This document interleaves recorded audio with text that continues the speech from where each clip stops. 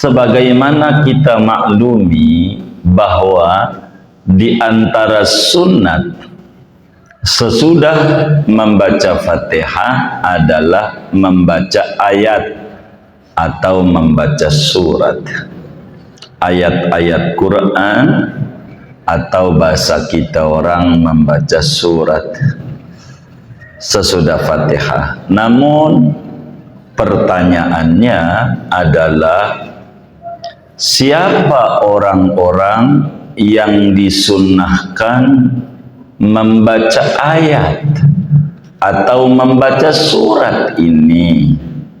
Siapa orangnya yang disuruh oleh agama ketika selesai Fatihah membaca ayat Quran atau surat-surat dari Al-Quran ini? Orangnya siapa-siapa?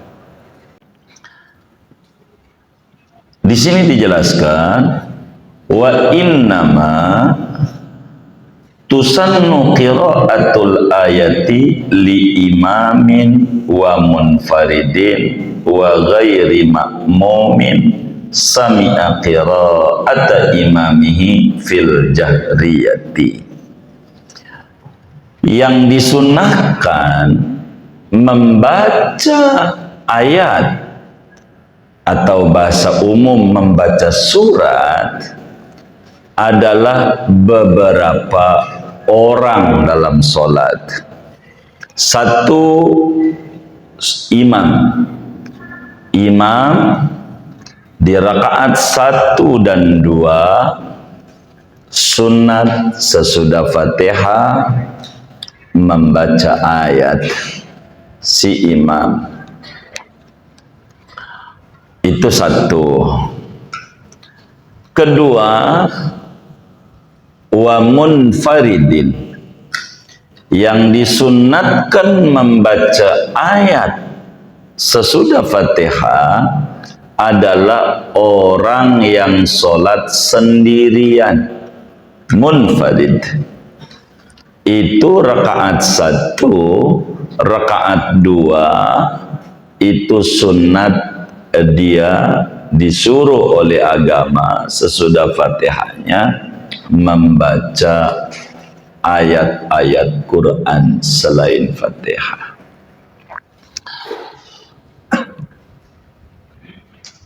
Makmum bagaimana?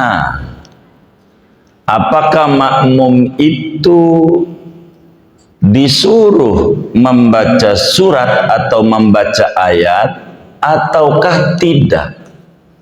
Maka dengan qaid tausifi yang diberikan oleh Fathul Mu'in, maka hukum makmum membaca ayat atau membaca surat perlu diperinci secara mendetail, sebab ada yang tidak sunat dan ada yang sunat bagi makmum.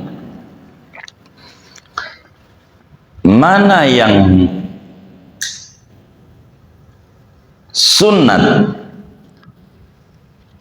Di sini disebut wa ghairi ma'mumin sami'a qira'ata imamihi fil jahriyati. Yang ketiga adalah yang disunahkan membaca ayat sesudah imam sunnat, munfarid sunnat. Yang ketiga adalah makmum, masih disuruh membaca ayat atau surat sesudah Al-Fatihah, tapi dengan catatan enggak mutlak. Inilah perlunya diperinci, sebab bila kalam itu tidak mutlak lalu dimutlakan menjadi keliru adanya. Jadi makmum yang mana yang masih disuruh membaca ayat atau surat? Makmum yang tidak dengar bacaan imamnya.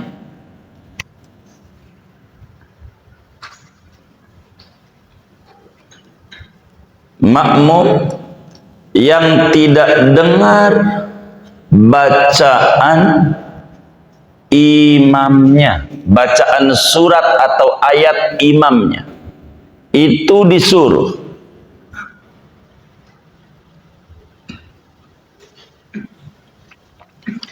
Jadi ketiga, yang disuruh membaca ayat atau surat adalah makmum yang tidak dengar sama sekali bacaan surat imam, disebabkan karena dia tuli. Tahu tuli enggak? Budak. Begitu. Kalau bolot, si bolot tuh itu pura-pura doang. Kalau cewek yang ngomong dengar dia.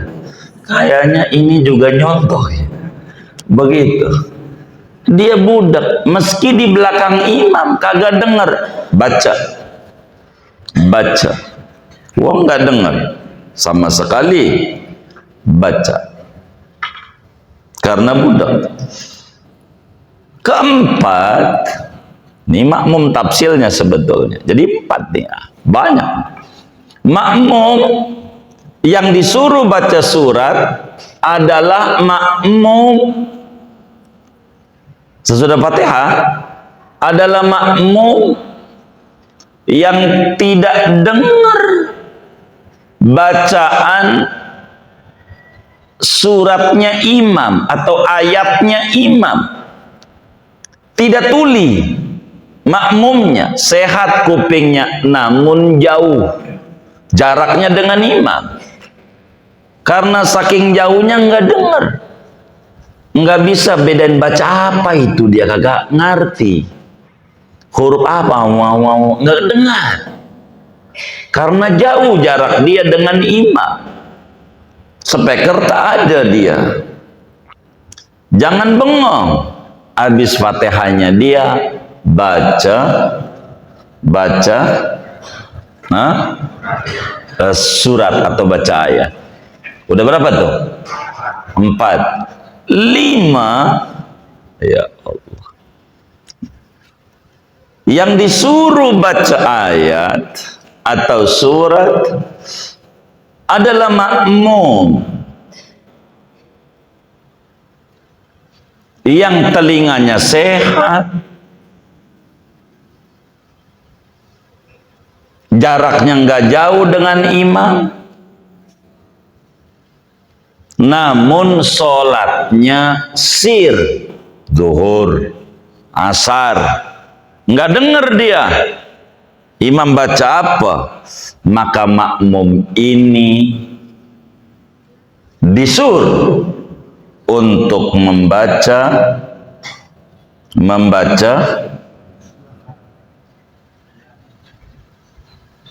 surat atau membaca ayat. Udah berapa tuh? 5. 6. Yang disuruh baca ayat adalah makmum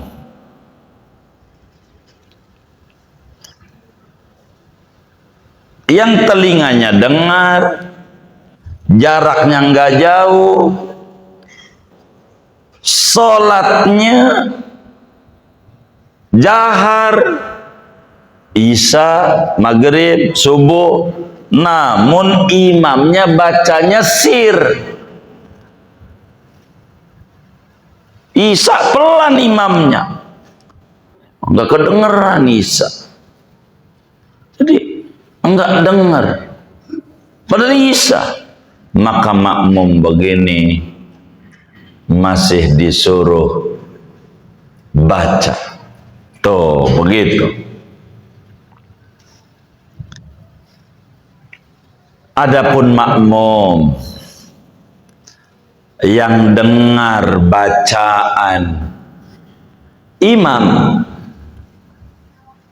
dengar bacaannya, mau sholatnya jahar mau sir, karena Fathul Muin nulisnya fil jahriyati, hadza laisa biqaidin, begitu kata kami punya guru.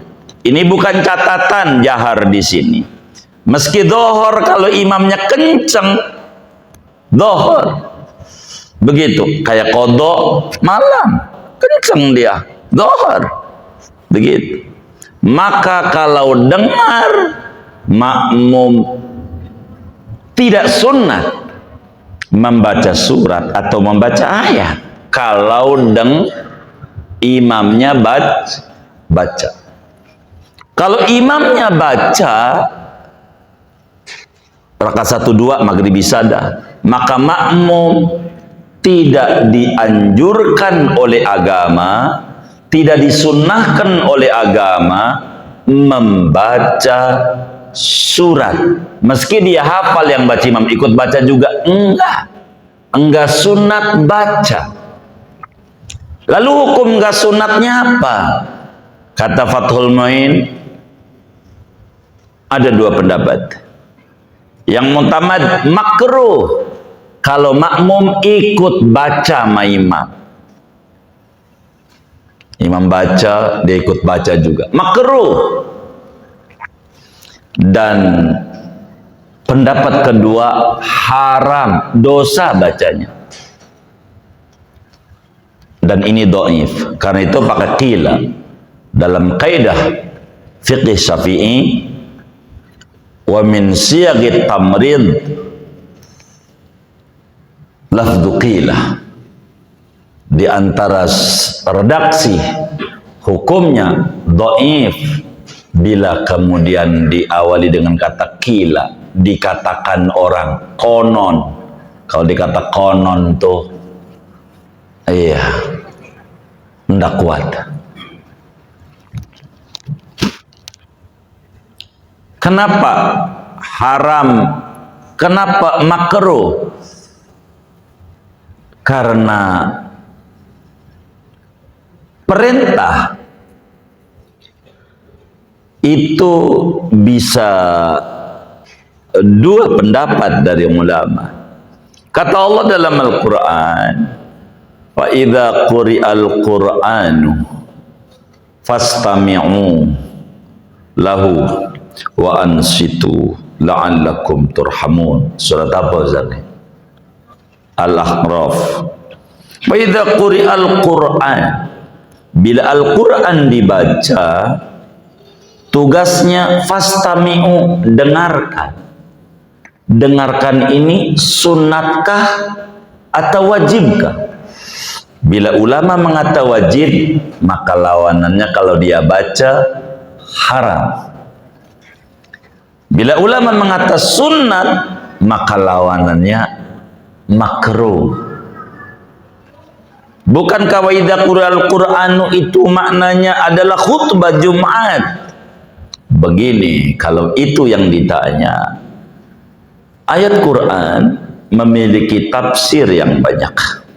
Sebagaimana Al-Qur'anu maknanya adalah khutbah Jumat, begitu juga Al-Qur'anu maknanya ayat-ayat Quran ketika kita sholat pada Fatihah. Jadi bila mana makmum dengar imam baca, tugas makmum mendengarkan. Maka hukum baca surat sesudah Fatihah bagi makmum ada 5 macam uraian. Berapa itu?